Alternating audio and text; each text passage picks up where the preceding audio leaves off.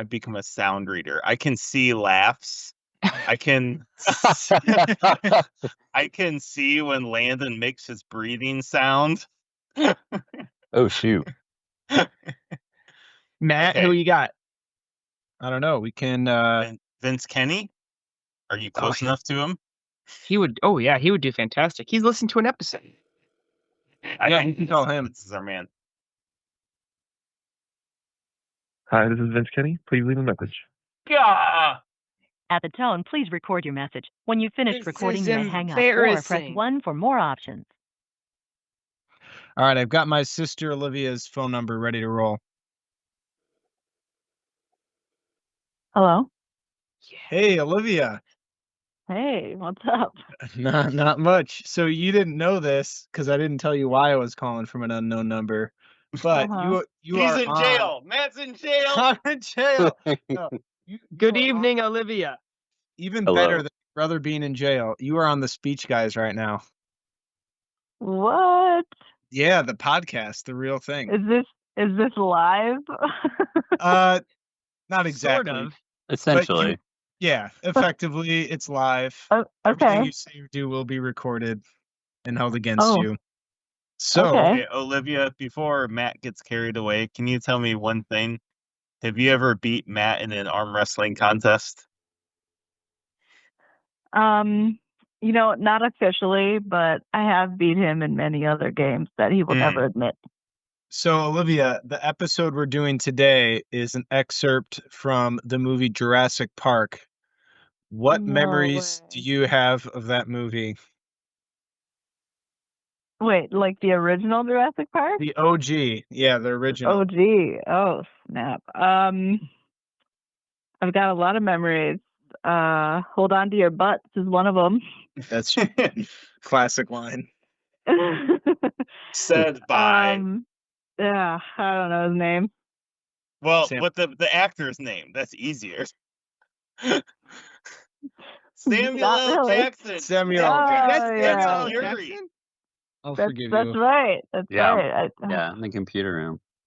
I did not know that was Samuel L. Jackson. What?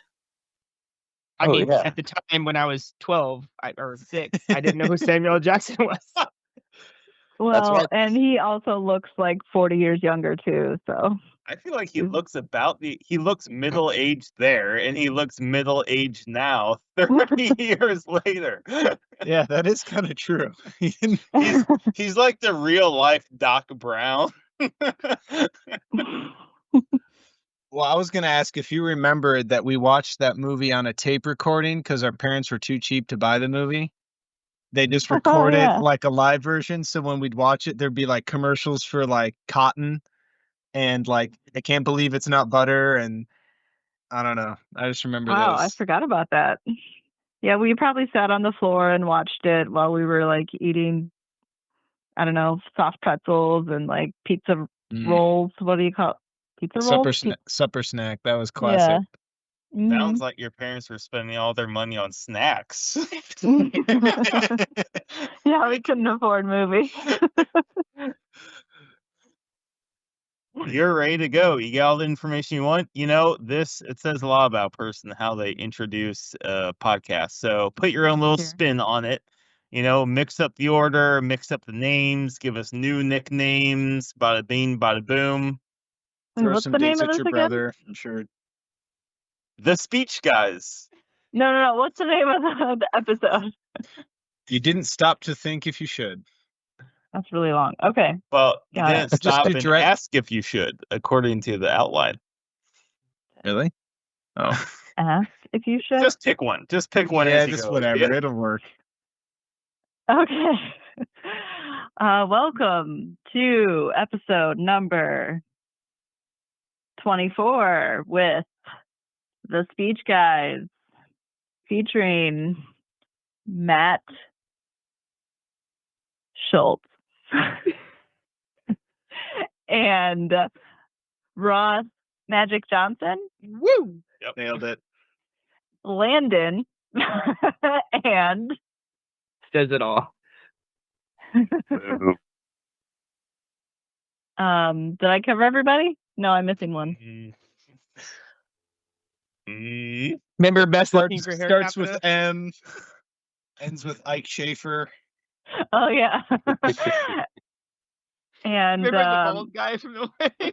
yeah, and Mike the bald Schaefer. And this episode is going to be epic. I can't wait to hear it. And it is called You Didn't Stop to Ask/Think If You Should. Exactly. And cue the music. Action. No, end action. When you see the road from every direction, it will give you eyes, give you hope, it'll give you perspective. I've been back and forth, and yeah, I had my crashes. Now I've seen the road, it goes every direction. Yeah, so the speech this week is from Jurassic Park, classic movie, a movie I loved as a child and probably watched it at a slightly too young of age. My parents told me to close my eyes at the bad parts. Anyhow, they're watching it again as an adult. There's a lot that comes up, I think, that's interesting to talk about. But the speech we're doing is from early on in the movie. So this is before any of the dinosaur attacks happen. Spoiler alert, in case you weren't sure if that's what was going to happen. Where John Hammond, who is the man who's invested and kind of started this park, has invited 3 paleontologists and scientists to tour the park and hopefully give their endorsement. So they're sitting around a table having lunch and kind of discussing things, when one of the paleontologists steps up and has a pretty stark rebuttal to the idea of the park and a lot of things going on. So just a little context from the movie as to what's going on in the speech. But I think there's a lot to take away, a lot of ways a conversation can go after this, especially in light of a lot of recent events. None of these attractions are ready yet, of course, but the park will open with the basic tour you're about to take. And then other rides will come online 6 or 12 months after that. Absolutely spectacular design, spared no expense. And we can charge anything we want, $2,000 a day, $10,000 a day, and people will pay it. And then there's the merchandise. And I can personally... Donald, this park was not built to cater only for the super rich. Everyone in the world has the right to enjoy these art. Sure, they will. What, we'll have a coupon day or something. Yes. Gee, the lack of humility before nature that's being displayed here staggers me. Well, thank you, Dr. Malcolm, but I think things are a little bit different than you and I had feared. Yeah, I know. They're a lot worse. Now, wait a second. Now, we haven't even seen the part where Donald, let him talk. There's no reason. No, I want to hear every viewpoint. I really do. Yeah, don't you see the danger, John, inherent in what you're doing here? Genetic power is the most awesome force the planet's ever seen, but you wield it like a kid that's found his dad's gun. It's hardly appropriate to start hurling generalizations. If I may, I'll tell you the problem with the scientific power that you're using here. It didn't require any discipline to attain it. You know, you read what others had done, and you took the next step. You didn't earn the knowledge for yourselves, so you don't take any responsibility for it. You stood on the shoulders of geniuses to accomplish something as fast as you could, and before you even knew what you had, you patented it and packaged it and slapped it on a plastic lunchbox, and now you're selling it. You're going to sell it. Well, I don't think you're giving us our due credit. Our scientists have done things which nobody's ever done before. Yeah, but your scientists were so preoccupied with whether or not they could that they didn't stop to think if they should. Condors. Condors are on the verge of extinction. And if I was to create a flock of condors on this island, you wouldn't have anything to say. No, hold on. This is some species that was obliterated by deforestation or the building of a dam. Dinosaurs had their shot, and nature selected them for extinction. I simply don't understand this Luddite attitude, especially from a scientist. How can we stand in the light of discovery and not? What's so great about Discovery? It's a violent, penetrative act that scars what it explores, what you call discovery. I call the rape of the natural world. Before we get into some of the deeper topics, what was your guys' like initial introduction to the film? What were your initial, I guess, when you first saw it? I assume, I don't know. I assume most people have seen it before preparation for the podcast, but what was your first exposure and what was your kind of takeaway as a younger person? My two main memories consist of my childhood neighbor, Darren, having lots of the Jurassic Park toys growing up. I remember the toys like having that imprint. Do you guys remember this? Like an imprint of the JP and like very like military looking font all over them. And I was sort of jealous because I had a few dinosaurs of my own, but they were just like normal biological ones that God made millions of years ago. I wanted the man-made. You wanted the plastic lunchbox toys. version. Yeah, the replicas of what man made. And then the second thing was I did read the Jurassic Park, the book, and I remember it. We had AR. Did you guys have accelerated reader in grade school? We did, yeah. Just low key dropping that you were an accelerated reader. No, like everyone did it. But I remember, and so each book had a reading level, like first grade, 8th grade, whatever. And then a certain number of points ascribed to it if you pass the test, depending on how much you pass the test. And I remember the Jurassic Park was a big kahuna. It was a 20-point book if you managed to pass the quiz at the end. I remember I read it. I remember I took the quiz. I did not get 100%. I think I got like a 75%. So I ended up with like 15 points. It was still worth it, economically speaking. But those are my two big memories. I think just to briefly, like sort of some things I was thinking about as I rewatched the movie last week was there's like a lot of dialogue, especially with Malcolm being, he was not a paleontologist, Matt. He's like what's the word? He's a chaos theorist is the most simple way to put it. Yeah, but I guess, that's why it's a scientist. Yeah, that's a much bigger plot point in the book. Just the idea of chaos.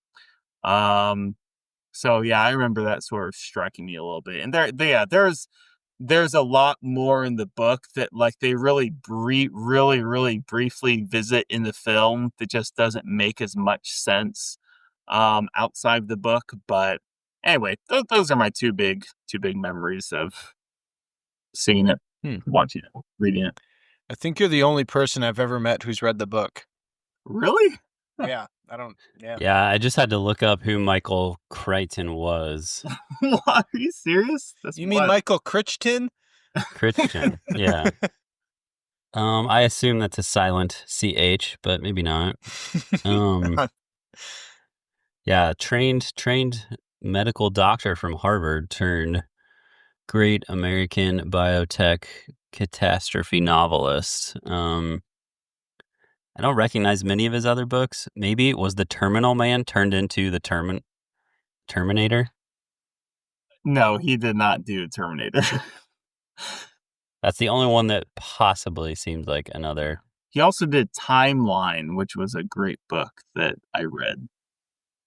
I can't remember the first time I saw it. Obviously, like most kids in the 90s, I liked it a lot. I actually still have a Jurassic Park Jeep that now my kids play with, but they're too little to watch Jurassic Park, so they just think it's a Jeep. But I remember my brother and I loved, I think Robert Muldoon, I think was the guy. He was like the raptor guy, the hunter guy. Pretty much he seemed like a really cool dude with his like khaki safari type clothing on, and he had the gun, and yeah. So that scene where he says "clever girl." Oh yeah, the hunter guy. Just joke about that all the time. So that really sticks out as Robert Muldoon. Clever girl. Landon, did you watch it as a kid, or have you only seen it as an adult? Or I did watch it as a kid. We were first. I remember this scene vividly in the movie. In that, I usually just wanted to fast forward through it and like get to the part with the dinosaurs. It was like a very long, drawn out conversational scene, and I never like paid attention to what was going on. I always got excited at the point where Ian Malcolm's character like moves the gates and like starts walking into the lab. Like the movie for me didn't start until that point. It's like then the action came. But rewatching the boardroom scene here, debating the science of it, that's very fascinating dialogue. I think it's super well scripted. And yeah, I think we always quote among ourselves his lines like "life finds a way," which I think he says later on in the Jeep Wrangler. I think he says that in the lab when they lift the gates and kind of walk in the lab, and he was questioning their because they had the process where it was all female dinosaurs to prevent unauthorized breeding, but he was like, I don't know if that's gonna work, and that was right. Dropped that line, which that was a good line too. Like I thought about using that, but it wasn't as much of a concise speech. It was more of a dialogue. But I feel like just all the conversations he had in the Jeep as they go. He might have had the best dialogue through the whole film, but this was definitely just like an interesting moral, ethical, conversational question raised that like butts up against progress for the sake of commerce, perhaps. I think it's interesting that like this conversation happens and it sets the stage for this is the philosophical, ethical question that sets the stage for the entire and runs through the entire movie. But like at the same time, I bet when all of us thought Jurassic Park, none of us thought of this part. We just thought of big dinosaurs chasing people. But it's the plot driver. Is that what you're saying? Well, yeah, I mean, not even driver. Like the underlying question of the whole film that like can make it actually legitimate to talk about for an hour. Versus it's also just a really entertaining movie to watch. That you can sit down and watch for 2 hours and not think about it, but also be just kind of entertained. So I saw Jurassic World. I did not see any of its other sequels because Jurassic World was so bad that it was not worth my time. I don't remember Jurassic World addressing like similar questions, and I'm sort of curious now to what Jurassic World was the Chris Pratt one, right? Yeah, I'm pretty sure that was just a money grab. Well, pretty much all of the recent ones have been money grabs. Third one or sixth one coming out this summer. Yeah, I've watched some trailer. Obviously, it's bringing the whole gang back together. Alan Grant and Ellie and Malcolm. Oh, yeah. Although, God bless his soul, Michael Crichton, I'm pretty sure would turn over in his grave for everyone after The Lost World. Because there is a book, The Lost World. Right. So the first two were both based on books. Well, I think at the point of Jurassic World where like the park's open and everyone's coming, like they're already past that decision. It's like, will this work? So the fact that they didn't go back and revisit it, the underlying thesis or the plot driver there was like they were making the dinosaurs like angrier and more killer. Having barely even normal dinosaurs, not enough T-Rex, having not even like having not even tested in like the reality of the thing they're debating in this movie. So I think the connecting of both themes is like the push of progress towards like, well, it's the same question. Like they can make them more angrier and deadlier. So they did, but should they? So it's still there. It's still there. Yeah, maybe. I mean, I don't think we want to spend too much time on this, but at the same time, it's like, really? I mean, people still go to zoos to see the same old animals that God made. It's like, I feel like normal dinosaurs are gonna bring enough of a crowd. Mike's really not a fan of the new franchise. I'm probably gonna see that new Jurassic Dominion though, and they're probably gonna make a sequel. Even though they give the impression that this is the epic conclusion. Yeah. I kind of forgot this was Spielberg. Yeah, and actually, That's impressive. Yeah. another cool thing I didn't realize is that post-production for Jurassic Park was occurring during the filming and production, and like, I guess, initial production of Schindler's List. So like yeah. to have two of these huge, like, monumental projects at the same time is pretty, I don't know how you would keep them straight and like manage all that. That just seems like a lot. So thank you, Steven Spielberg. But to get to some of the bigger questions that I think are present in the dialogue, I guess what parts of Malcolm's points do you think are really valid? Are there any you think that are overstepping their bounds that he's not accurate about? I mean, obviously we know that this kind of foreshadows a lot of the adventure and dinosaur attacks and stuff, but yeah, I guess what do you see as kind of the important parts of, or the important points he makes? I think right off the bat, he starts interjecting. John's like going on a sales pitch. He's like, you're wielding this like a kid who's found his dad's gun.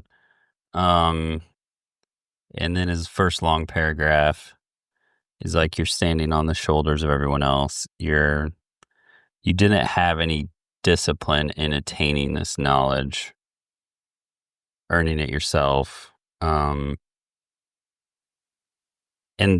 I don't know, I think that makes for good dialogue and like a good quotable line. But I mean, isn't that the whole point of science or progress, is that you get quickly up to speed and are just, enough to just be able to climb up on the shoulders? Yeah, you didn't perhaps require all of the discipline to attain it, but no one ever is going to in one lifetime if they don't skip a few steps to the end. Like, I think many scientists would look at that and be like, that's just a dumb Hollywood line.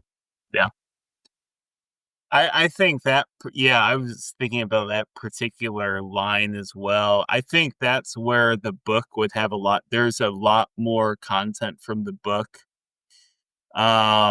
regarding the development of this technology. And you see it referenced in the movie, the company InGen, that has a substantial role. So I think, yeah, that this collection of dialogue sort of rests in the book on a lot more content regarding that particular point of discipline and building up that knowledge.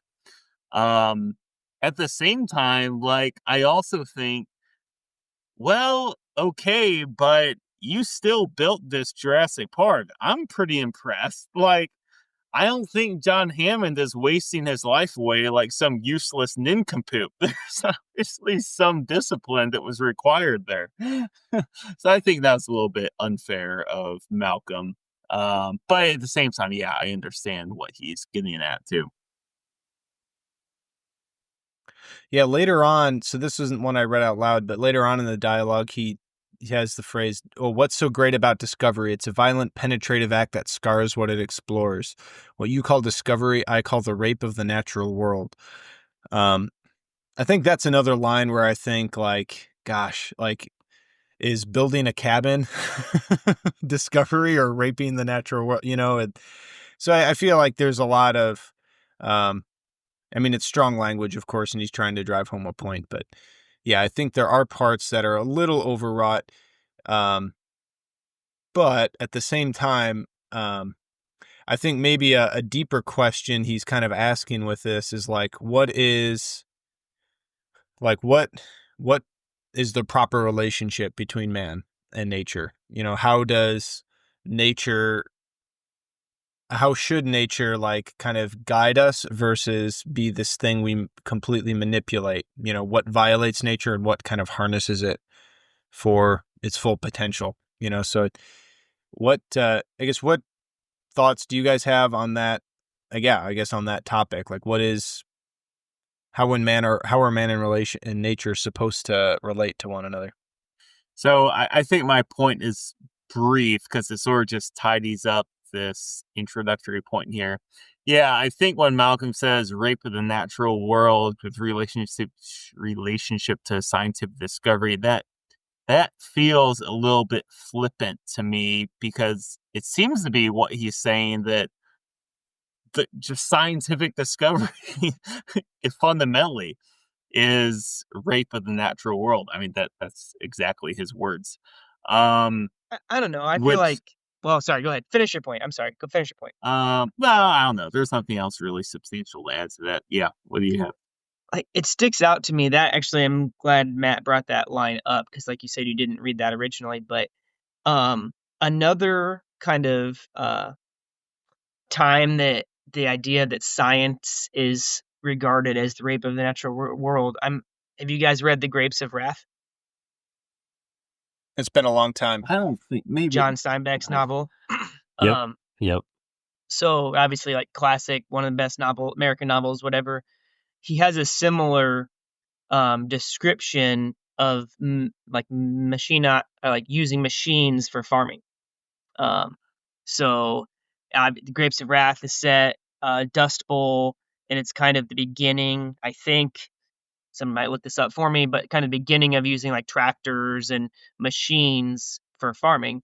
And he uses a similar. I think he actually uses the word rape as well to describe like mechanically putting the seeds into the ground.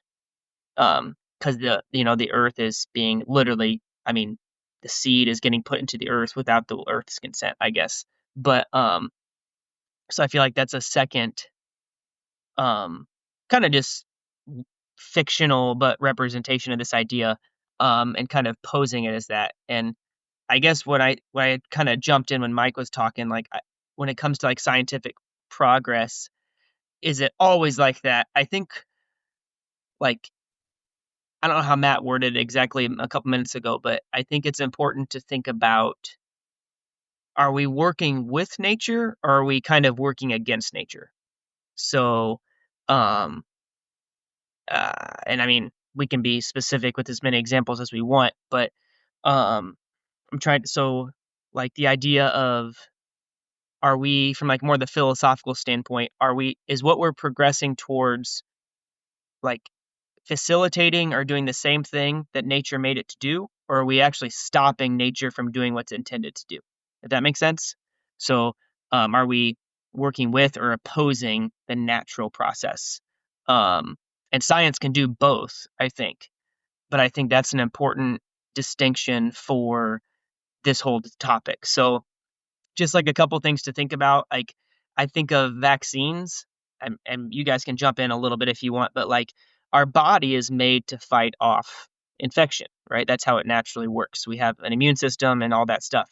So anything that would enhance that would seemingly be working with it to go alongside it, if that makes sense, kind of go hand in hand, versus something I'm trying to like a contraception or something like that, which is like, well, the natural way of the sexual act is to lead towards pregnancy, not stopping it, if that makes sense. So like I feel like that science can be used to kind of facilitate the natural process or to intervene and kind of stop or change the natural process of things. And I don't know, that just kind of, the distinction I think might be helpful just kind of moving forward as far as if we talk about like how and can and when we should use science. I just think that's kind of an interesting, I guess, thought.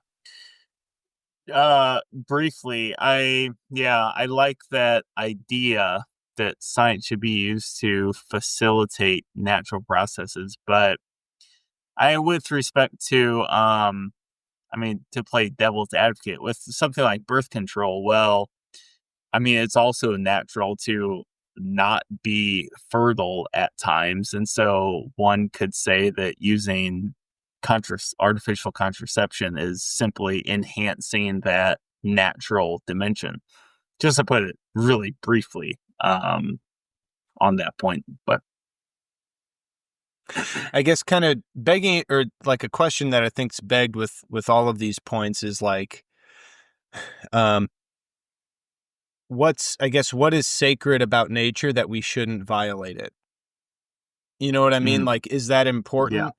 And like, I guess kind of to get to that, to answer that question, I think just a basic like anthropology is needed, right? Like, so what is mankind like in its substance, and like, is that, you know, and like, I guess two extremes might come out. Like, man is completely subject to nature, therefore, like, we shouldn't tamper with it.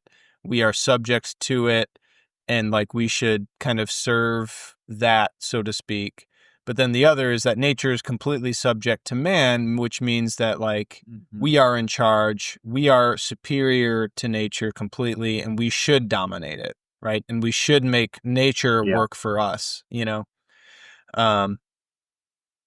So like, those are the two extremes, which I don't know if any of us would argue hard for either one. Where there's like, I guess the other option would be, instead of be like complete subjectivity of one to the other, would be some sort of like intermingling. And I guess that's kind of, I imagine where most of us would land, and I guess probably most people would agree, but I don't know. It's hard to say, just because there's so many specific topics that I think people would cut both ways on, that if you asked anyone, should man be subject to nature or nature subject to man? If you ask that question, I feel like people would have like very strong opinions. But then if you asked a lot of like the specific issues that would kind of stem from that, they'd be all over the place. Just because like, I feel like that cuts across a lot of certainly political lines, but also religious lines, and like a lot of other stuff too. Probably mostly those, though. Yeah, no, absolutely, absolutely those, you know. But yeah, like, I guess I mean, I think we would agree that man is part of nature. I don't know. Would you guys like argue against that point, or? Agree or disagree? Sure. Yeah. Okay. Man is part of nature, or woman. Woman. Yeah. That's right.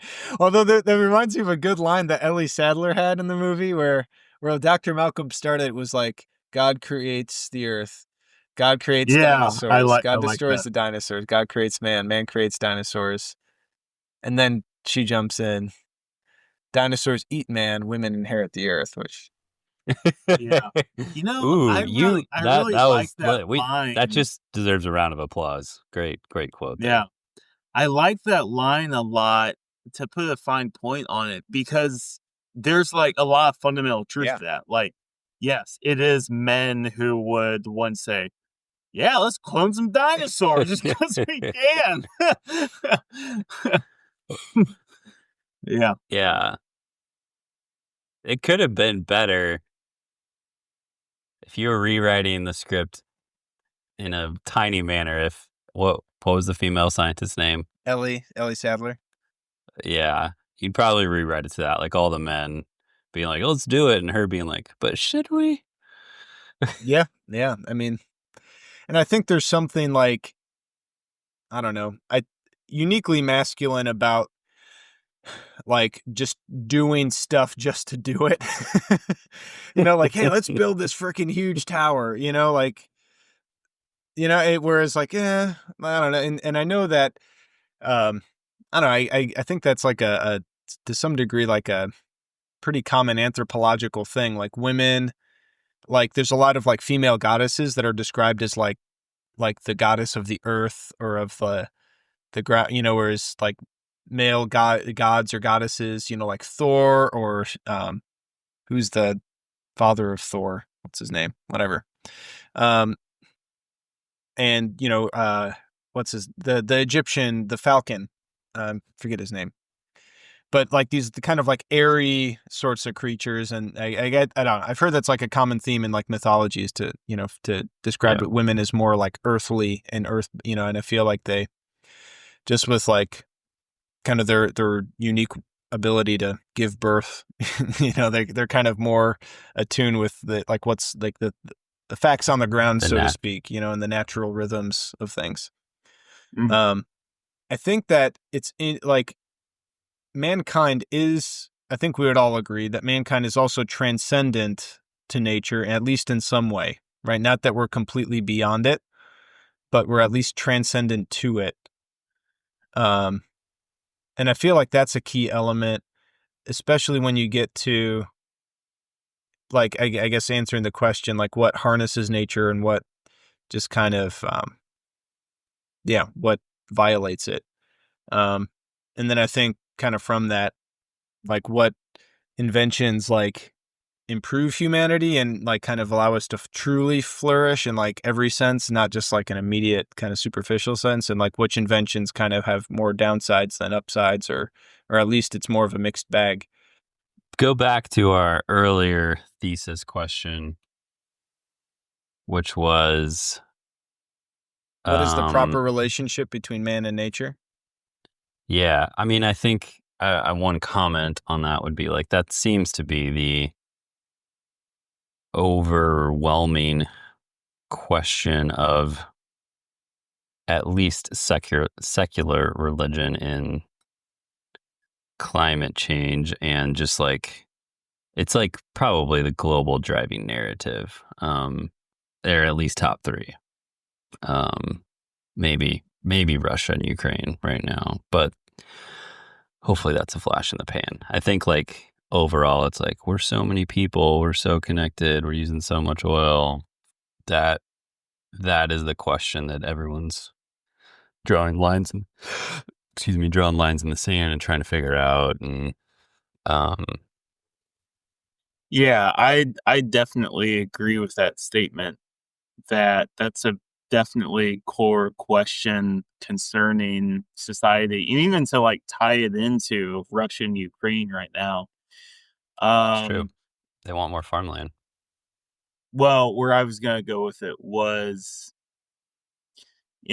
being someone who just at a very practical level is, definitely concerned with climate change and is bringing my own utensils on camping trips and fine china. I think a really, like, useful practical question to sort of, like, test one's perspective on man's relationship to nature is this question of, like, energy right now. Like, do we drill in the Arctic Wildlife Refuge or other sort of more sensitive places in order to be, stop sending money to Russia? Or do we preserve that in the spirit of nature? And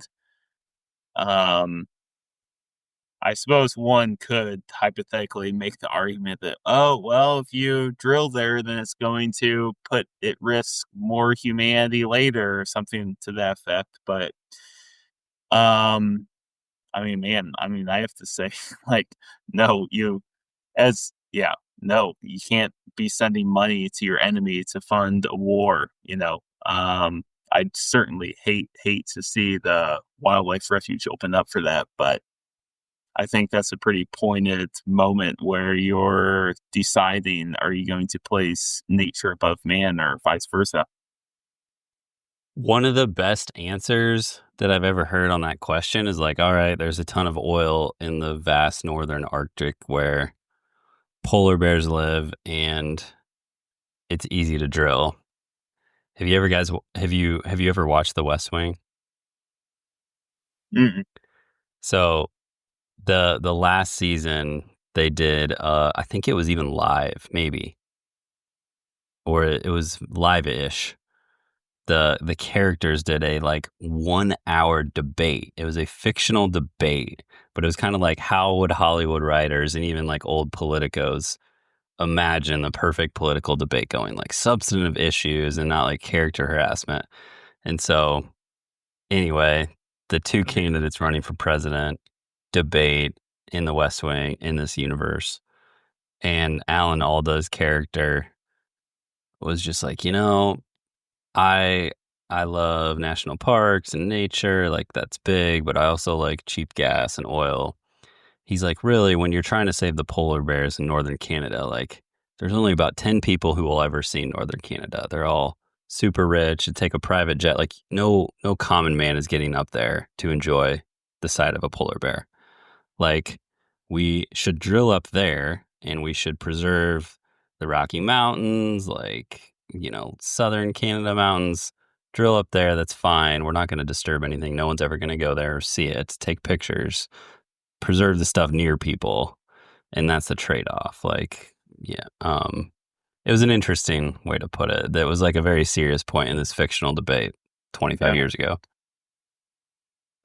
But now we'll just be electrical and Tesla and the grid. And Elon Musk is going to stop climate change, and he's going to stop an asteroid if it comes across. And he's going to rebuild Jurassic Park the right way. But yeah, if anyone's going to like create a theme park, it would probably be him, right? Yeah, and I think that, I don't know, the polar bears thing. I mean, I guess I certainly am sympathetic to the argument that, yeah, the 10 rich people who see polar bears, I don't feel sorry for, if they had to miss out on that. But I think it is a little bit closer to home too for other people, at least in terms of how a lot of that stuff goes. At least comparing like cheap gas versus, versus like these kind of more, I hate to call them abstract because like they're real consequences, but at least kind of distant to our lives, Yeah. Yeah, gosh, because like cheap gas does add to human flourishing, sort of. But at the same expense. Yeah, not just avoiding that expense and making, things cheaper and more accessible. But at the same time, like we live in an area or like an era of unprecedented decadence where I feel like, slightly, not to like, because like I think we all feel some degree of the effects of inflation, and I know there are families who are struggling because of that, and I'm sympathetic to that too. But at the same time, like there's also a lot of decadence, in modern America where like,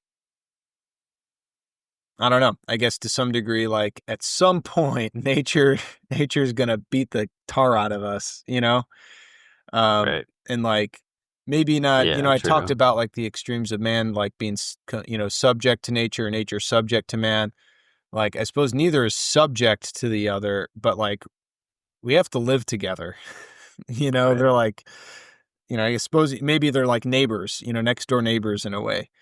Right. And you just have to find a way to interact. Yeah. Quick shout out to said prehistoric dinosaurs for the possibility of cheap oil. Hats off. Cheers. Cheers to that. Thank you. Depending on the science. Yeah, I think to sort of, continue thinking about this question of the proper relationship between man and nature.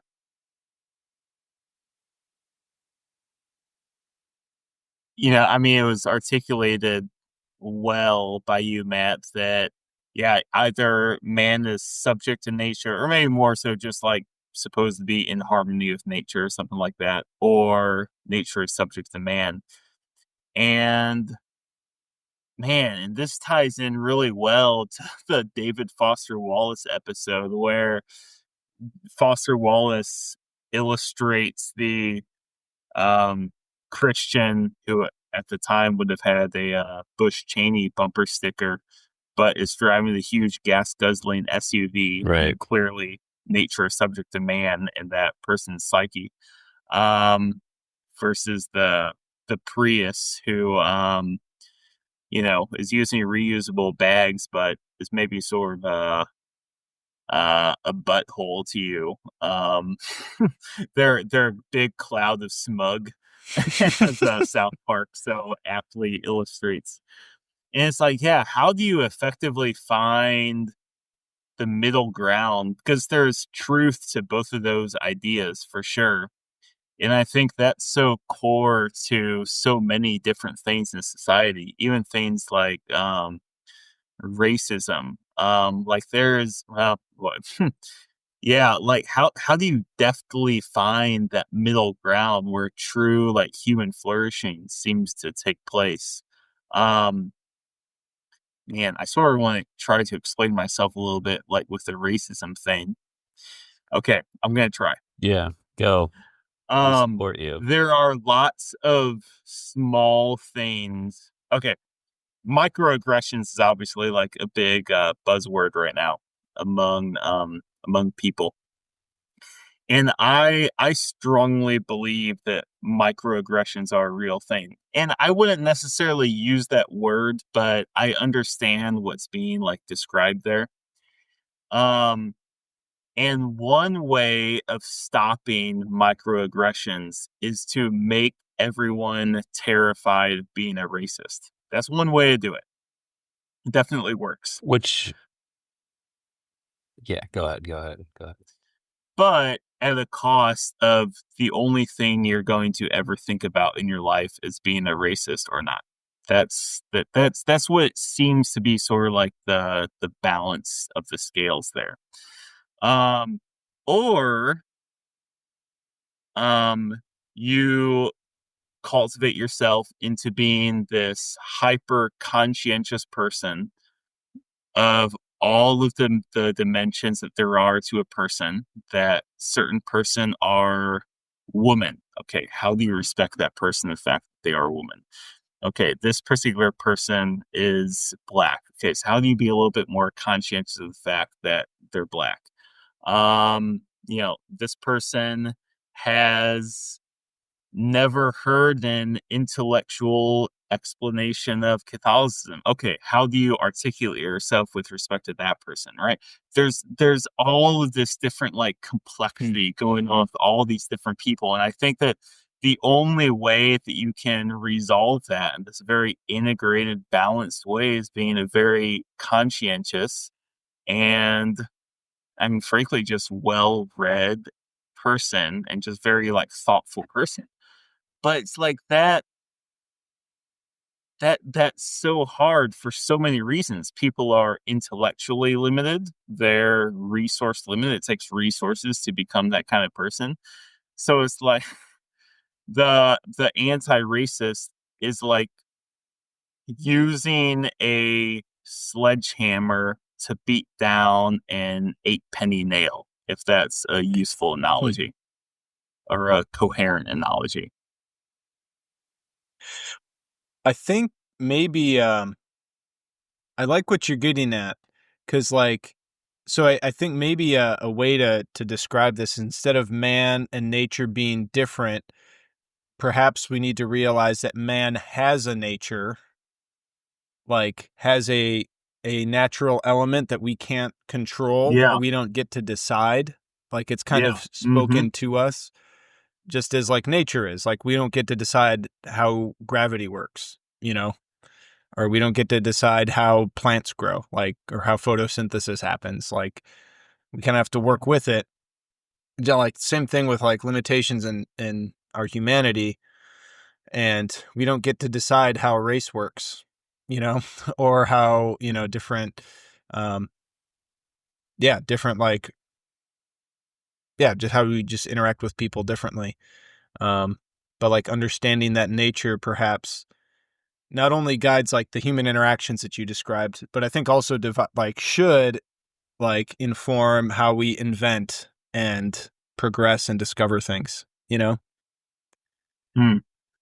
and use things that we do invent. Cause I think there's things that have been invented that are good in and of themselves, but like certainly lead to unintended consequences, just like Jurassic Park did, but perhaps like, are there any other like elements like that? Like, or like, what's the modern day Jurassic Park, like the things that have been invented that like perhaps run contrary to our human nature, or at least provide a lot of temptation, for us to violate that human nature of ours. Yeah. I don't know if it exactly fits in what you just said, but I think there's a couple themes we could draw out, but like the pull of progress as represented in using genetics to create dinosaurs for a theme park, and Dr. Ian Malcolm questioning it all. That just seems like somewhat of an essence to, like, I don't know if it's Western ideology or American ideology or capitalist ideology. Like, we can do it. So it's not even like the question of whether we should or not. Maybe it comes up, but like there's just so much inertia towards like it's just going to happen. And you can look at that at many different spheres and sectors, and it goes, then it turns into like, you could probably tie racism into that, or I don't know, conquering imperialism, whatever. Like, all right, this option is now on the table.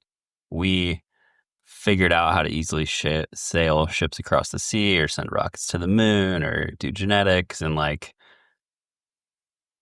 once it's discovered, it's just gonna go, right? Sure. I'm not sure this is what you're getting at, but I mean, that still doesn't remove the culpability or responsibility of every person who has the practical capacity to decide. Yeah. It doesn't. And maybe that's where we're also progressing, is that we do ask, should we, more than maybe that's like the only defining thing of like this century so far, is we ask that question more. Yeah. Like, that's how I would boil down. I don't know. Are we asking that question? The last 25 years since this movie came out is like, should we? I guess, are we asking that question more now because we've progressed as like a human race in like the sort of hyper intellectual and ethical mass of people? Or is it because I suspect it's because our problems are less significant, at least thinking in like general Western world. Like, obviously there's a lot of terrible things going on in a lot of the world, but like at least kind of general Western civilization, like our problems are so minimal, or so either minimal, or the types of things that will always be there in terms of just like human error and vice and whatever.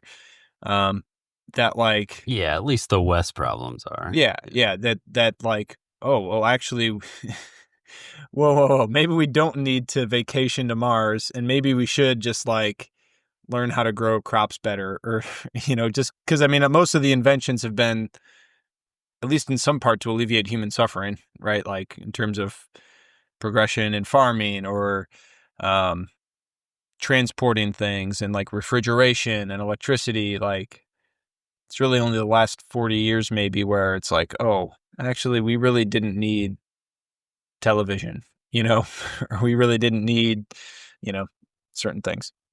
Well, I mean, I think one dimension to it is that we have more leisure time, sort of like you're saying there. But I think another dimension is the fact that we have social media, which gives weight to opinions which may or may not deserve weight, right? I mean, traditionally, the only opinions that were expressed were the ones in editorials in newspapers or TV. And I mean, that requires like certain effort that's like substantial. Like, probably have to write letter after letter to the editor to eventually get it published. They're not going to publish something that's doesn't have capitalized letters at the start of a sentence, or misspellings, or all these simple things that matter, that make a difference. I think at least published opinions is new. Sure. I think everybody's always had. And when it becomes published, it gains traction and weight, and all these other things. I think I would push back a little bit that like we are new to doing the questioning. That's always fair. I feel like in some ways, I think it's like science is progressing faster to the point where we can like see the effects of it almost immediately. So or like, project them. there's a big argument over nuclear arms because we dropped one. You know what I mean? So like, Sure. I don't know. I feel like there's a little bit of I don't know, and I'm not a historian, so I don't know this for certain, but I feel like I would just wonder a little bit, like, I don't know if we're necessarily the first person to say, should we, or so much as like maybe we've seen some negative effects and been like, oh crap, should we have done that? You know, I don't know if we're Ian Malcolm so much as we're like the people that just that just saw people get eaten and been like, oh, should they have done that? You know what I mean? I just think that, I don't know. I don't know where I'm going with that because I don't know the answer to it, but I would just question that a little bit. I don't know if we're quite as, I don't know if we have as much foresight so much as hindsight's 2020. Yeah, and it depends on who you mean by we, because I think like Silicon Valley types, I've heard it like they're, what is it? I've heard it described as, what the heck is it? Like techno-utopianism, I think is Right. how I've heard that described, is like technology will save the world because once we develop this perfect way to predict crime via social media and behavior analysis, like there will be no more crime, and these sort of, Right. but what was the Minority Report types of things that are actually being, thought of and discussed and talked about, which Yeah. when the movie came out, it was like, oh, that'll never happen. It's like, oh crap. Now people are talking about it. But yeah, Mhm. are there, I guess, what invention, are there any like specific things that you guys are talking about? Because I think we do question things more than probably the techno-utopians and kind of the general public who's just kind of more interested in, the newest whatever. Modern day Jurassic Parks. Yeah, modern day Jurassic Parks. Yeah, I guess like just like more specifically. All right, go ahead. I was gonna throw out like smartphones / social media. All right. Yeah. I guess I'll explain a little bit. Like the idea of almost like we're creating a space where people can talk and communicate, but it seems like in a very unhuman way, I guess I'll say. So to maybe push my point a little bit more, we talked a little bit ago about like human flourishing and like what science contributes to that and what doesn't. And I remember when we did, like, most of us here have done like the Exodus 90 program, and I felt very free and almost better when I wasn't reading internet posts. I didn't feel like I missed out on anything. I didn't feel any dumber. I didn't feel less connected to the world, but I felt just better. So I've questioned sometimes if by creating this really cool technology that does all this cool stuff is actually just hurting us more than it's helping us. Yeah, so I mean, this isn't necessarily. Well, I mean, I'd say these are. I mean, Matt wrote down farming, GMOs, food processing, capitalism's Green New Deal, transgenderism. Well, Laudato Si. I still don't know where you're going with this. I know it is, but I don't think Laudato Si is a Jurassic Park. I'm just saying it comments on similar themes. But Hold on, what even is that? I didn't have time to look that up. What is that? Francis should not have written it. So, yeah, Laudato Si is an encyclical by Pope Francis that speaks a lot to like ecology and our care for the earth, and it's just like the Christian and obviously more specifically like the Catholic kind of Francis wrote it? Yeah, Pope Francis wrote it. Basically the Catholic understanding of our responsibilities on that front, and like how that. So Fascinating. I haven't heard of it. Sounds like I need to read it. And GMOs, I sort of have some thoughts that I think could be interesting to run with here. Yeah, I mean, you could even, you rewind the clock back to 75 years ago, every farmer had cows and chickens running over acres. You rotated cattle with corn, with soybeans, with 3 other crops. Apples used to be grown in Iowa everywhere, and there's just been like as with the entire economy, it's been just specialized down to what can we do the most of, and that's taken a lot of the diversity out of it. Plus, the pretty strong correlation to the industrial war machine, World War II, cranking out a lot of chemicals. It's like, well, these used to make bombs. What else can we do with them? They do replenish soil nutrients pretty well. And like that all just turned into the machine that we have in America and Brazil and Ukraine.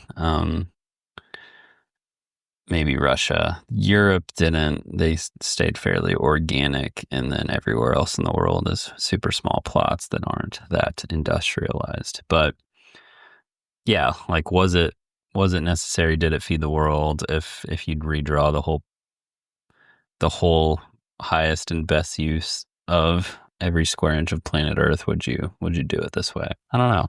So, to stay in the theme of like cursory commentary on GMOs, I think that what's sort of striking to me, sticks out to me, is its relationship to, I guess I would say like granola Catholics. Yeah. You know what granola people are. I can picture it. Yeah. Yeah, you can sort of like guess what a granola can.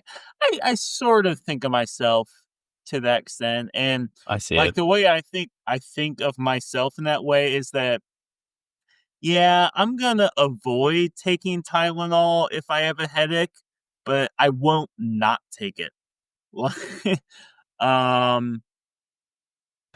and like with go ahead. No, keep going. And so with something like GMOs, which like most food is, of course, unless it's labeled organic, it's much easier to say, yeah, I've got a really bad headache, but I'm not going to take a Tylenol because it's like, I can sort of just suck it up and not take this Tylenol. And once it gets to a certain point, like, okay, I'll take a Tylenol. With GMOs, there's something there which I find, there's a few different angles which I don't like. When people take an anti-GMO stance. Yeah. And it is, to put it most succinctly, I think that it's a very privileged stance because, of course, organic food costs about 40 times more than regular food. But then, of course, you also have to have like the breakdown too of like what you mean by organic. Like, okay, organic because it doesn't have chemicals. Okay, that I can respect a little bit more because it's like no chemical is good for you. No one should be like chugging glyphosate. But the other dimension, and so if you can afford it, like, okay, that's your prerogative. But from the standpoint of GMOs as being like this abstract sort of disembodied evil, that I take a little bit greater of an issue with. Yeah. Because there's no way that we're going to support 8 billion or 9 billion plus people on organic farming. So what's the come away? We're going to just only feed the world's elite with Whole Foods. Yeah. I always do think it's important to point out that while there's some offshoot potato, apple, and pineapple varieties, when you're talking GMOs, it's only corn, soybeans, canola, alfalfa, cotton. Cotton you just wear. Who cares? I mean, maybe. Well, some people do. Oh, yeah. But, like, you're not eating it. Alfalfa, you're not eating alfalfa. Cows are eating alfalfa. canola. All right, so maybe you're a big canola oil person, but then you get down to soybean and maize, and like that's really just are you buying fresh fruit, veggies, meat? Or are you buying like cereals in the preservative aisle? Like it's in terms of like health and diet. Like yeah, if you pick up something that can last on your shelf 6 months, it's probably got a GMO soybean or corn product in it. If you're just leaning in on like health Whole30 type foods, you're not going to run up against the GMO fence really ever. So let me tidy up my thought with one last point. So the issue that I take like as a whole with the especially the granola Catholic since they're my people, my tribe. It makes me like very nervous and uncomfortable when people whom I identify with on like other things that I consider very important to me are rejecting other things, which I feel like are rooted in like really solid science for the general well-being of other people, especially when certain like accusations are made that certain accusations are made about like the intentions of people who like develop these things or something. One thing that like sticks out at me, I'm trying to make it like super brief. I remember my mom mentioning the father of a family friend. He worked for Monsanto, and they were charged by the government to develop an artificial sweetener that didn't have calories, and that's how like Splint or aspartame came about. Now, I don't use aspartame because I don't think it's healthy for you. But the point I'm making here is that the development of aspartame was like this very like good-natured endeavor. It was, even though I don't think it's good for you, I think it's something to be avoided. It's like it was made in with good intentions, and the idea that there's these nefarious pursuits of different people, and that's why that you should not consume X, Y, or Z. Like, yeah. So, okay, I'll cut myself off there. Quick interjection. Granola Catholic, that Twitter handle has been taken. Bummer. She's a mother of 3 in Oklahoma. Take it up with Lisa, man. I don't know. She's got 400 followers. There you go. That's more than this. I was going to say, that's our best episode's at 250, I think. So, well. And most of those are bots. Touche, Granola Catholic, touche. But in terms of other inventions and discoveries, so I think the GMO front, fairly well publicized. Social media, I think, has been very well publicized. See the movie Social Dilemma if you haven't. There are a few others I threw out there that might be a little out there in terms of like the social ills that come from them. One is television. I think that's fair enough. People used to call it the boob tube, right? So like, I feel like there's at least a little bit of a stigma about TV and the obvious ails that come from that, or indulging too much in that sort of thing. But on a societal level, the book Bowling Alone actually does a really good job of kind of describing first the breakdown of kind of social fabric and community involvement, but then also like the reasons why. And they actually highlight, I mean, they admit that that they can't do this with mathematical precision per se, but they do cite TV as perhaps one of the leading, if not the largest impact in terms of like just societal things that have led to less community involvement over the last, 50 to 70 years or so.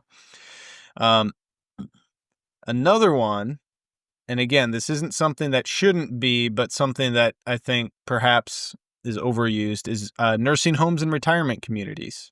I think that might be, to some degree, a Jurassic Park. Not that the old people are going to eat us, but like a zombie movie. Yeah, that would be wild.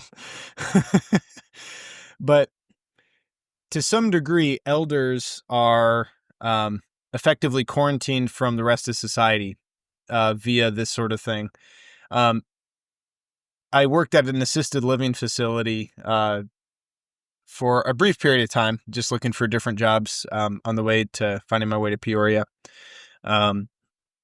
And I definitely saw this there. Granted, it was COVID, so kind of unusual circumstances, but at the same time, several of them had mentioned that their family members hadn't visited them in months or years even, at least with certain family members, their grandkids maybe their kids, they have, one or two contacts who come frequently and no one else really pays attention. So like, yeah, I think to some, in most other parts of the world, elders kind of are integrated in, the family life and society, and there's intergenerational living, and I feel like that's like a good way for, like, I don't know, old people that are not depressed because they're kind of part of the scene, and younger people like actually get to glean some wisdom, perhaps, hopefully, from their elders. The last one, which this might be a little more pushback, is the car. That's right, the car. I don't know. I feel like it's to a lot. I suppose I don't have a specific citation for like the societal ills, but I feel like it leads for larger, more corporate types of like shopping and store things, as opposed to like local, smaller stores that foster community and are responsible to one another. Instead of living down the street from your mechanic who you can confront if he rips you off, now it's just some nameless, faceless person who, you just write a review on Yelp and maybe that trickles down somewhere. And then people ignore their neighbors. Obviously, there's the environmental impact of cars. And a quote from a guy named Marc Barnes. He's a writer for New Polity Press. He says, "When you have a car in a world made for feet, you are a god. When you have a car in a world made for cars, you are in traffic," which I think is interesting because if you were to live in a way where you obviously not everyone's able to do this just based on geography, but if you were to be in a scene where you could walk from place to place and like interact with people, and were forced to interact more locally, perhaps that would be a more enriching life, at least in some ways. So anyway, a few little odds and ends there. Marc Barnes, he was like that rebel Catholic blog. His blog back in the day was Bad Catholic, but I guess he's writing for a publishing company of some sort, New Polity Press. Anyway, jumping off your car thought, and I think you brought this up in the outline, but like kind of another question to dive into a little bit outside of just our theme of our thesis of, man's relationship to nature. Is your question was, which is more responsible for the failure of Jurassic Park, the power of nature or man's fallen nature? So I feel like we should probably at least just talk a little bit, like, it's not necessarily that these things are good or bad. There's also the possibility just for misuse, So like, yeah, like I'm sure all those things about the car you said, I don't deny it. Like, yeah, those are some pretty interesting thoughts. And at the same time, like, we all go camping twice a year, and if we didn't have cars, we wouldn't get to do that. And I think that we would say that those camping trips add to our lives a lot, So, so I think it's just kind of probably fair to address a little bit the idea. It's not just like, oh, this is bad or this is good, so much as it's like we might also just be misusing something, if that makes sense, as opposed to like the objective goodness or badness of a certain scientific invention or idea. Because I'm still kind of on the fence. Like, if I don't know, like, if we could make dinosaurs, should we? I'm still haven't answered the question yet in my own mind. Is that the question? How do we? Yeah, I actually haven't even thought about that. And I think if you pay attention to the movie of like the kind of finer plot points, because like a big reason why Jurassic Park failed was of what's his name, the computer guy, the fat guy. Yeah. Basically was Newman. Yeah. If we just had the operational efficiencies, it'd be a fine idea. Yeah. Well, yeah. To a large degree, like if he didn't totally, whatever. But I think, and I think that speaks to Ross's point too. But there's always going to be a Newman. I think is the underlying point. This is But there's a Newman everywhere in every endeavor. Like there's a Newman. Exactly. There's a Newman in like the COVID vaccine rollout, or like Yeah, I was gonna say like does the Newman like that's almost not part of the debate. Like if everything's perfect besides Newman, is it good? Yeah. Or if Newman's gonna be in everything, should we not do it? Oh.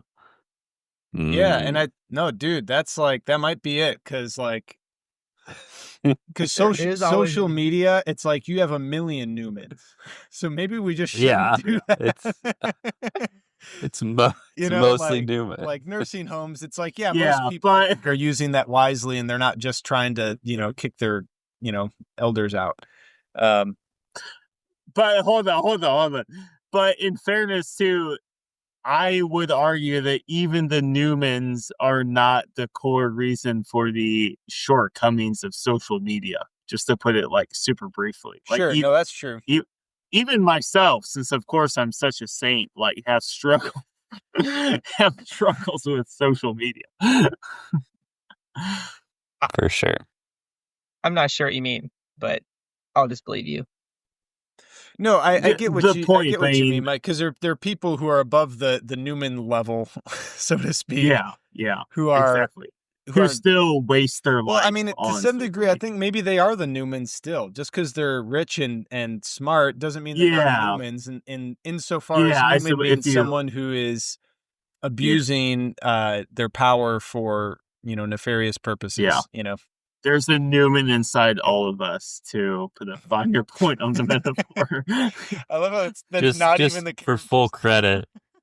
For full credit, his character name was Dennis Nedry. Yeah, there's Dennis a Nedry. And the actor's name is Wayne Elliott Knight, which I don't think I've ever heard in my life. But yeah, there you go. All right. So I don't want to steal Matt's show, but I have an interesting thought here. No, do it. So I feel like we've been playing a lot of hindsight's 2020. Sure. Right? We've talked about GMOs. They've existed for a long time. We've talked about social media. We grew up with it. We've talked about cars. 100 years old.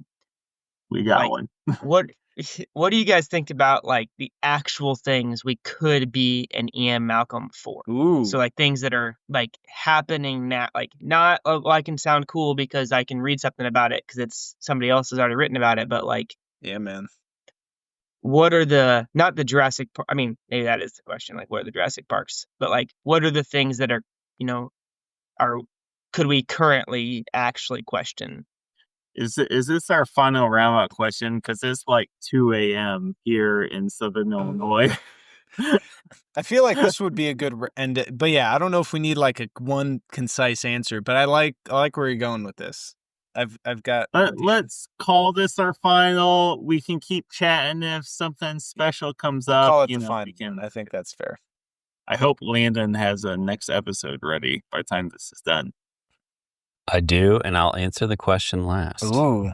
My dad is hoping it's Independence Day speech from Bill Paxton.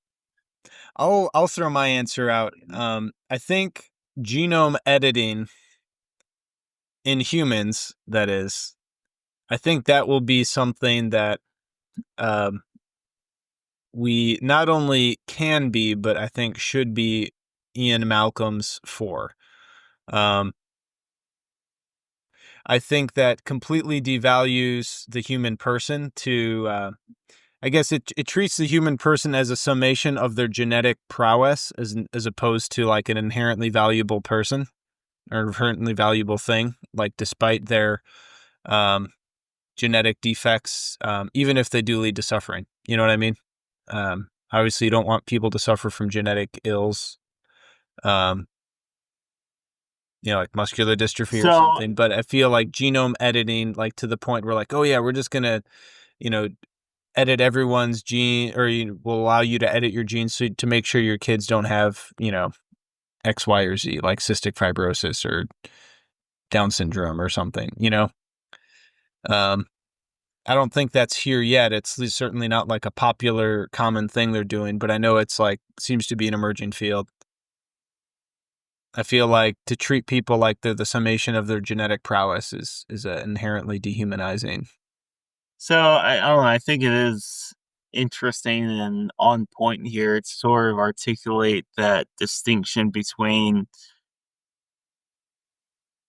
the extent to which genetics defines who you are and what you are, and to the extent to which your will and agency defines who you are and what you are. And I think a really like useful analogy or metaphor or illustration is like with running, where it's like no one cares who the first genetically capable person was to run a sub 4 minute mile, right?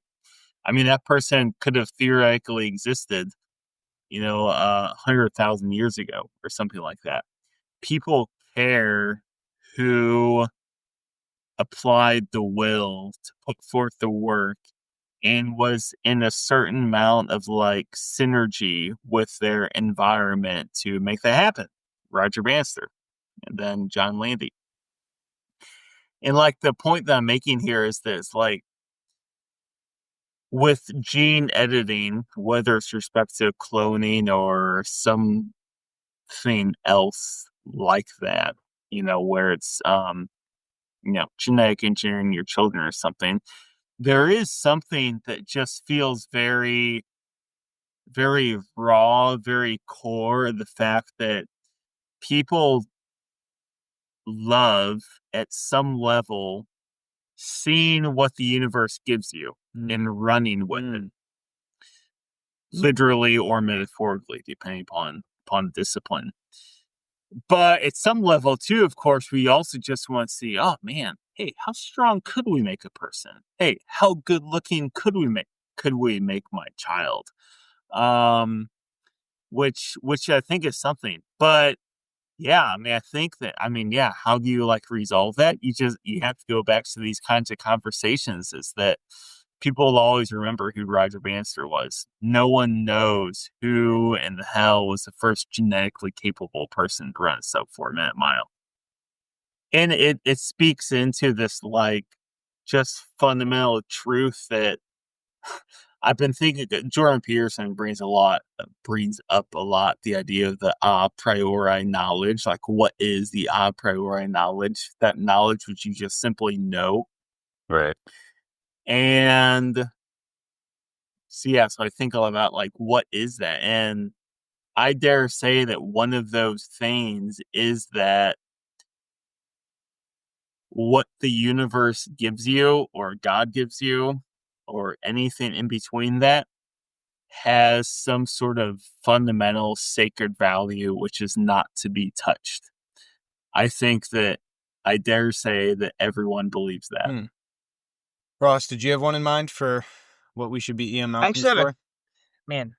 actually have a couple. Ooh. But I think I'll start with probably the most controversial and the one that I think is probably most actually applicable and practical.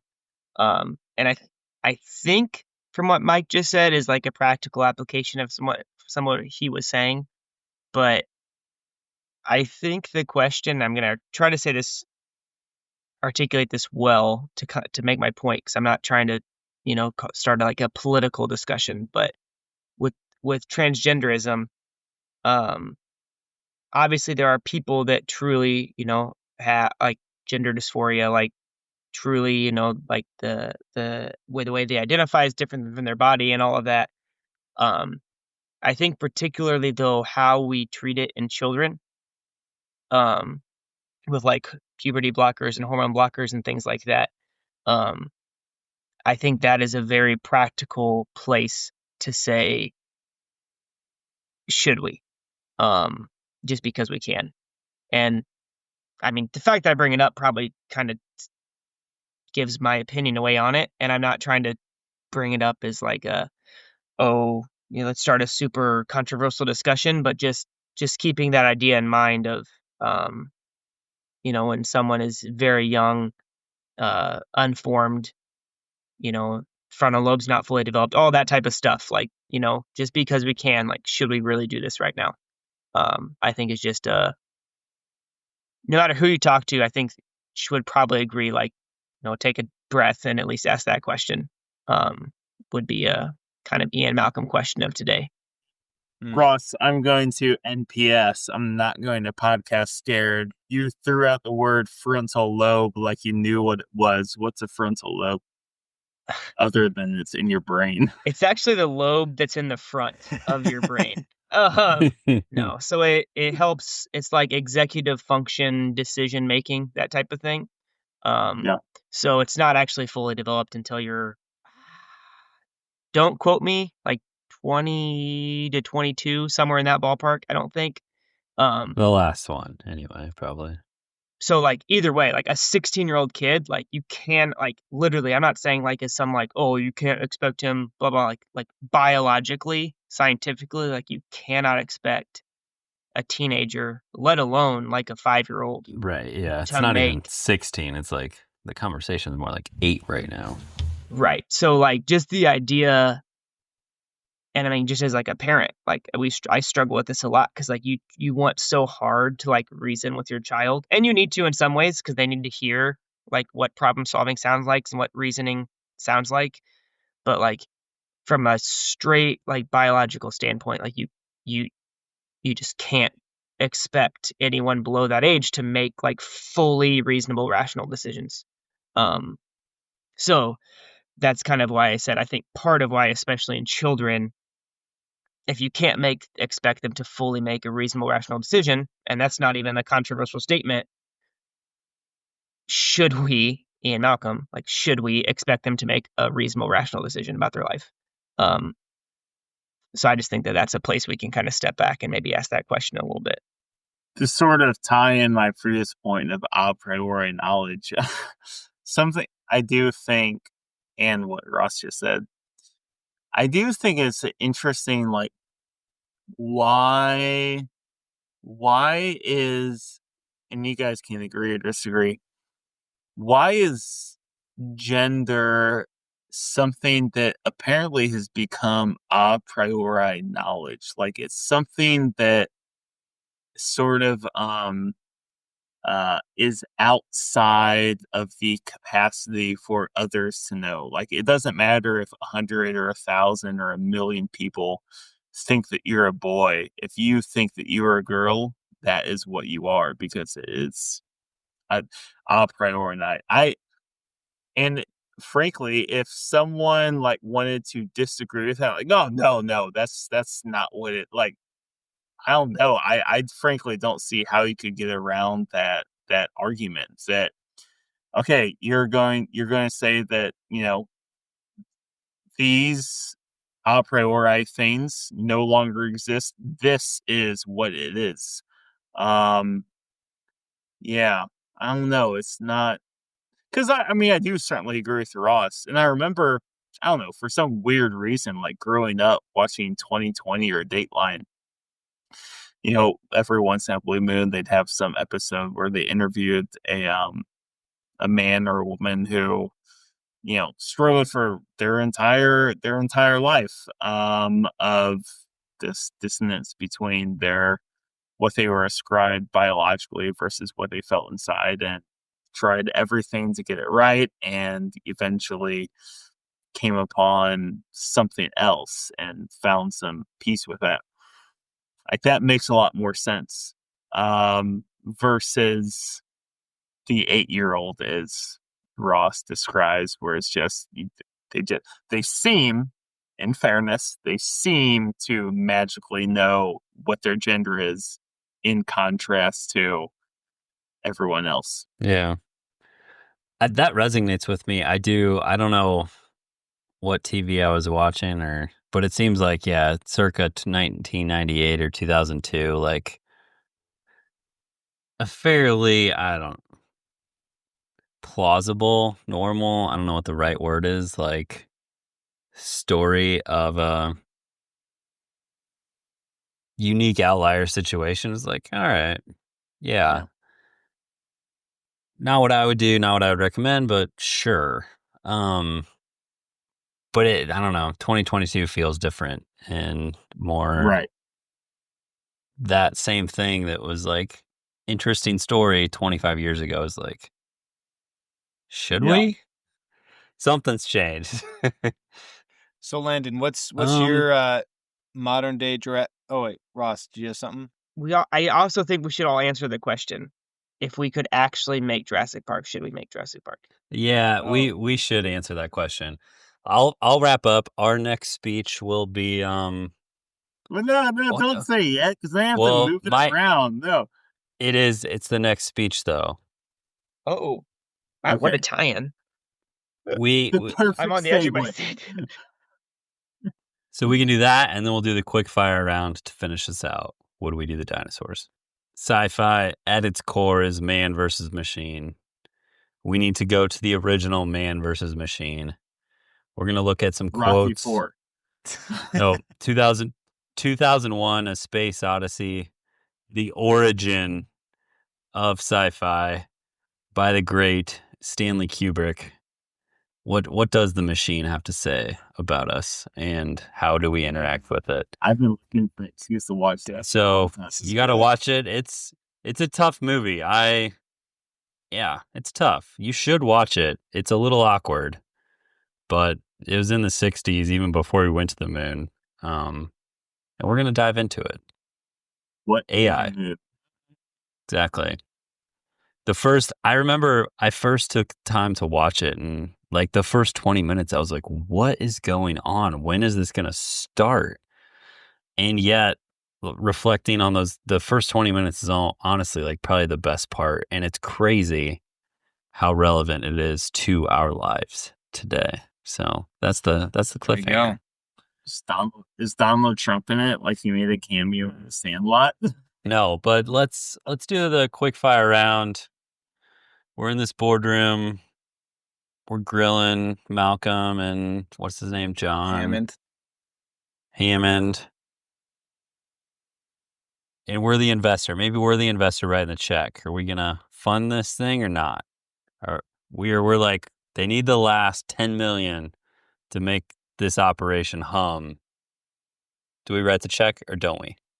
I'm frankly just knee-jerk reaction gonna go with the way that Matt articulated something in the notes of I'm gonna be the conservative scientific entrepreneurial. They're on an island. They have that lysine thing going for them where they can like kill Yeah, off that was the part I didn't dinosaurs catch when I first in, like, watched it. a single pulse of energy. I'm saying build Jurassic Park, just tell kids to keep their arms and legs inside of the car.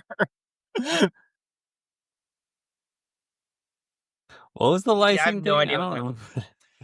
Yeah, that I think that you need to read the book. That's something It's that I such think a small, subtle part of the movie. Basically, there's this protein lysine that the dinosaurs are engineered to not be able to produce on their own, and I guess somehow they're allowed to they have the capacity to disable that, so all the dinosaurs die. Why didn't they do that? I don't know. It seems like that was a missed opportunity. Yeah, John Hammond dropped the ball on that. But well, I think they all did die on the island, but there's the other island. They had lysine apparently. The lost world. So lysine is the main ingredient of soybeans, and it was There was soybeans. It was in the protein. dinosaurs. It was the protein that was the key plot of the Decatur ADM movie with Matt Damon. interesting. All right, I'm going to go the opposite route. I say, no, man. Chaos theory was convincing. I'm not writing the check. You Luddite. Fair enough. Go back to your Amish house. I would probably also, to be honest, I think I would say do it. To try to put some sort of thought to it, I think I would separate a little bit. Somewhat like Matt said at the very beginning, man is transcendent to nature. So I think tampering with nature is different than tampering with humans. So I think that when it comes to nature, like cloning a mouse or something, I think I would be okay with that. I think. I might take that back in 3 weeks, but right now my first thought is, build Jurassic Park. If you build it, they will come. The visitors, and I'll be rich. I feel like it's going to take a lot more than $10 million to break even on that, Landon. All right, Landon, $10 million. Yeah. Make it happen More like or not? $10 billion. Oh gosh. I would say I was right before Ross spoke. I was easily like, nope. If I was in the boardroom, I heard Ian talk. I'm like, you know what? Good luck, you crazy John. I'm out. Ross, very strong argument. I think we have dominion over nature, and if we have the ability to do this, we could, if that is what progress suggests. But I'm still gonna be out. I'm gonna be like, no, a lot of evil people in the world. I don't There's a want lot of to have a Nedries out there. T-Rex. And like it's not like T-Rex would take out a whole population, but like he'd do some damage to like probably like a random set of people. They don't care if you have a gun or not. They're just gonna eat you. Like, I mean, we can't kill a grizzly bear with a shotgun. I mean, how are we gonna stop a T-Rex? all right, Or Velociraptor? no, I'm out. There you go. Okay, it's me and you, Ron. That's right. We'll be rich. What should we have at the buffet? T-Rex. The ice cream's great. Spare no expense. You can actually eat T-Rex at my park. I like how Ross is like,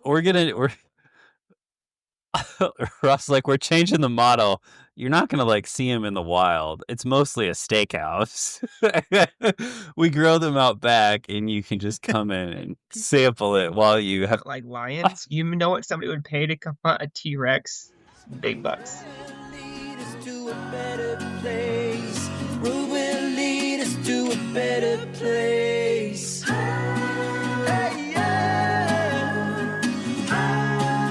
To a better place.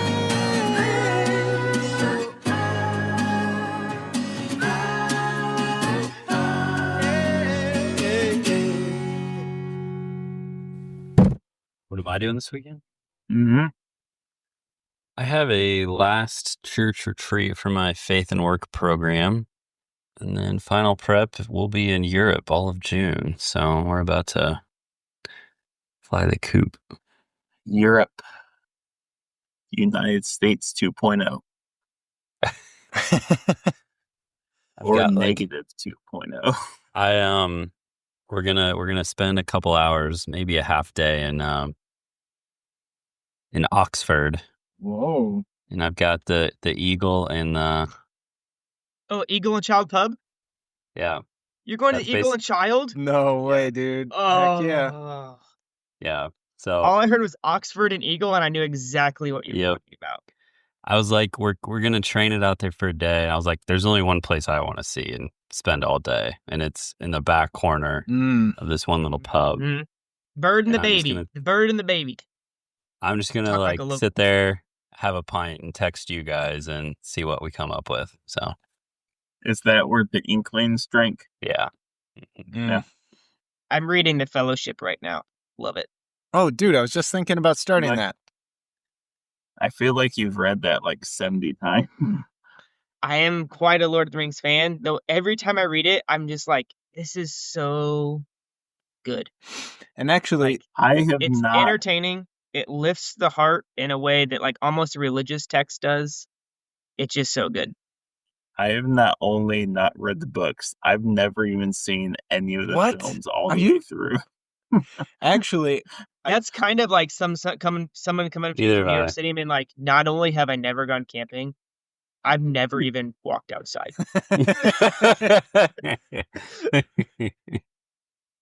Maybe not quite as extreme.